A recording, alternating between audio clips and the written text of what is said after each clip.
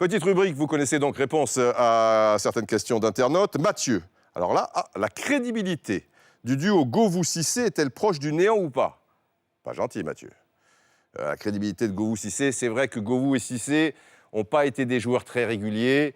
Ça n'a pas été des joueurs, comme on dit en Italie, furiclass, tu vois, je veux dire, hors normes. Ça a été des bons joueurs à certaines périodes données. Ils ont eu des fois une petite embellie dans leur carrière. Bon, c'est vrai que peu cher Cissé, avec toutes les blessures, ça n'a rien arrangé. Mais enfin, même s'il n'avait jamais été blessé, ça n'aurait jamais été, je ne sais pas moi, Milito, et encore moins Messi ou des choses comme ça. Comme disait un copain marseillais, à propos d'un autre joueur, il disait « S'il vient, s'il avait au moins le tibia de Messi ». Voilà, je ne suis pas sûr que Cissé ait le tibia de Messi. Non, j'exagère. Mais proche du néant, non. Il faut quand même respecter. C'est quand même des joueurs qui ont joué sur le plan international, qui ont fait une longue carrière.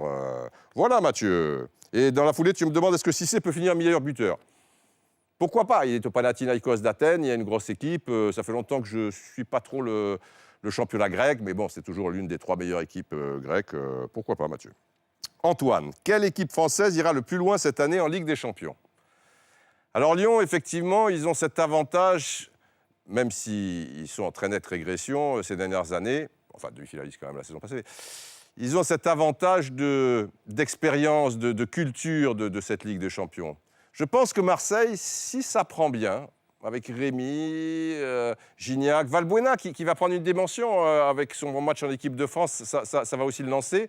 Vu qu'ils sont dans un groupe déjà largement à leur portée, le 3e c'est Auxerre, bon le groupe est très compliqué. Je mettrai une petite pièce sur Marseille, tu vois Antoine, pour l'équipe française qui va un petit peu le plus loin cette saison.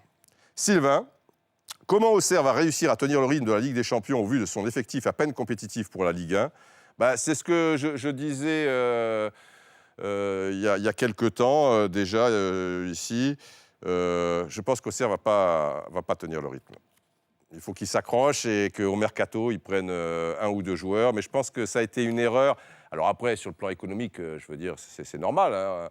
Il faut aussi pérenniser le club, faire attention. L'embellie peut ne pas durer. Mais peut-être la grille des salaires, tout ça, bon, c'est compliqué. Hein. C'est pas juste de dire, voilà, on sait qu'on va récupérer 10 millions d'euros avec la Ligue des Champions, et bien on prend ça, tac, tac. C'est pas aussi simple. Mais vu de l'extérieur comme ça, je pense qu'ils vont être un petit peu justes au niveau de l'effectif.